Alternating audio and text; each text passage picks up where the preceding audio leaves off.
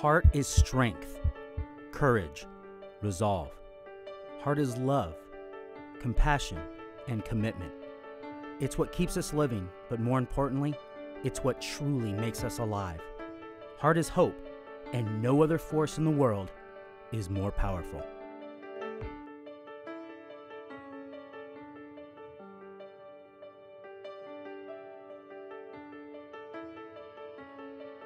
I was just a kindergartner in South Dakota, and I just realized I was just very tired, not wanting to hang out, and I was starting to bruise everywhere.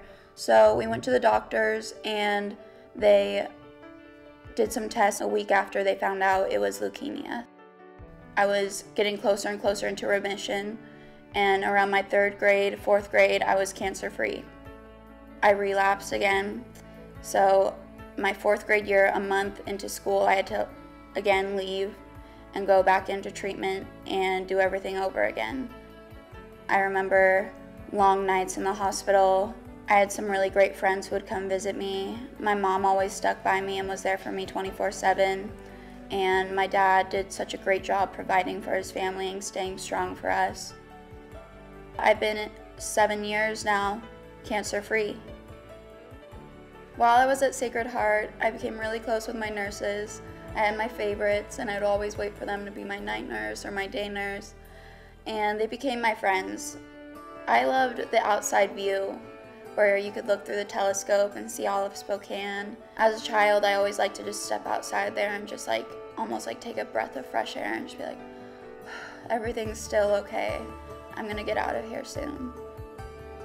I just finished my 1st year at Eastern Washington University, took my last final today, and I'm transferring to Arizona State University in the fall, and I leave August 8th.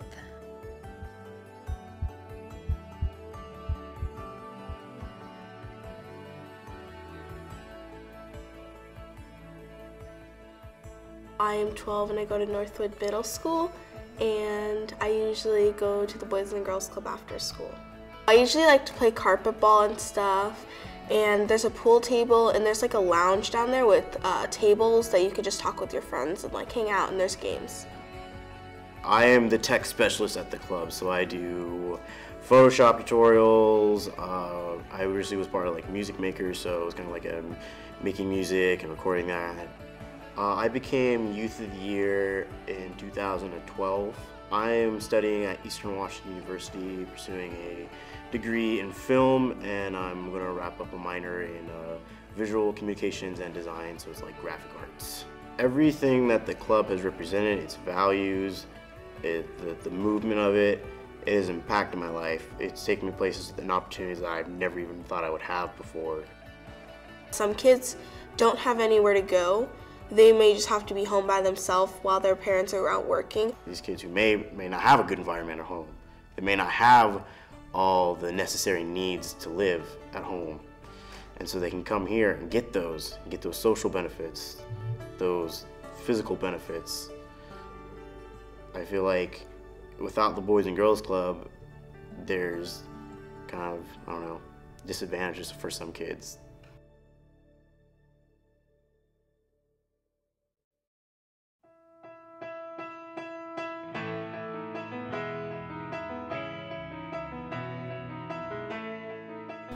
The Boys and Girls Club shapes the youth for today. They not only give them a place to be themselves, but show them how to be leaders and how to advocate for change. The impact that the club has on youth in general is just a really positive support system that they can go to whenever they feel they need it. The club's important to me because it was a place for me to go to after school that was warm and safe, and it's considered my second home. I think if I didn't have the Boys and Girls Club, I wouldn't be on the right path. At the club, I've learned many things: to be a good citizen by giving back to my community, to being successful with my academics, and living a healthy lifestyle. And I think the Boys and Girls Club has helped me gain leadership skills and a lot of other skills which will help me be more rounded as a person. I learned how to depend and trust in others by also being strong and realizing who I am as a person. I feel like I'm contributing to the future, which is all I really want to do ever. It helps me overcome obstacles that I face, and they really help me strive towards my goals. If I could choose one word to describe the Boys and Girls Club, it would be home. And I would describe it as a family. The staff members at Boys and Girls Club, they're like my brothers and my sisters. And they all get to know you on a really personal level, and I think that's really cool. I feel loved at the Boys and Girls Club. I'm really grateful for being nominated as Youth of the Year for all my hard work that I put into the community. Being a finalist in Youth of the Year opens a lot more doors to what I can be and what I can do. To be a finalist is to have such a great honor. Incredible, it's just a huge opportunity. And it's just amazing to feel noticed and recognized.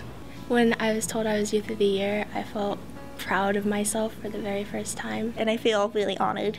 Because of the Boys and Girls Club, I know that I can achieve anything that I set my mind to. And I want to get my degree in criminal justice. I want to be a teacher. I'm a marine biologist. A social worker. I want to give back to my community. I know I can become a leader. Because of the Boys and Girls Club, I know I can do anything. Well, Dylan was diagnosed when he was 22 months old. He had broke his arm at daycare, and we didn't know how he broke it. His appointment was like at 2 o'clock in the afternoon with the orthopedic, and by 6 o'clock we knew he had neuroblastoma. His tumor took over half of his stomach cavity. It was wrapped around his adrenal gland, and he had the secondary in his arm. We had a total of 7 rounds of chemo. He had to go through a whole bunch of radiation, and then he had a bone marrow transplant October 15th of '96. He was treated like a burn victim after he had a burn bed. His body was so swollen, I didn't recognize my child. But the good thing is, he's still here. He has major after effects from it. I mean, he is 20 years old and he's 4'8", and he's 75 pounds. He's had lots of bone issues, and one of those bone issues includes his mouth. All that radiation and chemo that he had totally took out the root structure of his mouth. We've known for many years that if you're having chemotherapy, your risk of having more cavities goes up. And so we actually have dentists come in and see our children during the treatment time. But a more subtle side effect are what is happening to developing teeth in very young children. So many times the chemotherapy or radiation will affect the small little pieces of tissue that should grow up to be grown-up teeth. And so it's not unusual at all to see children after treatment that don't have teeth. Their teeth are missing, and they may be baby teeth or they may be permanent teeth. Or their teeth are very badly formed, so they have very poor enamel and they may just be very prone to cavities, or they may literally just start to fall apart. One of the problems though with oral care is that many times insurance will not cover this. It doesn't fall under your major medical coverage. We argue very strongly that we think that it should be covered because this is really due to their medical care previously. But it many times happens that parents have to end up paying for these very expensive refurbishing of the mouth out of their own pocket. The total cost is around $100,000, give or take. And the dentists and the doctors that we're working with are trying to give us a deal because they know it's coming out of our pocket. We do have, through the Ripon Foundation, the SMILES program, but that's primarily aimed at patients who are post-treatment and needing orthodontia care. And so we have many very nice orthodontists in town who have donated services for us because we think it's important for the sake of the psychological well-being of our patients for them to have a nice smile, if you will, a straight smile. But unfortunately, for these other problems that can be even more expensive than braces, we really don't currently have anything in place to help families with the costs. There are many times multiple different doctors and specialists that need to be involved, whether it be dentists, oral surgeon, denture manufacturers, maybe an orthopedist or an ear, nose, and throat doctor because of needing bone grafts, just to have what we all take for granted, which is a mouthful of teeth so we can enjoy our food. Dylan's not just one, he's just one out of many.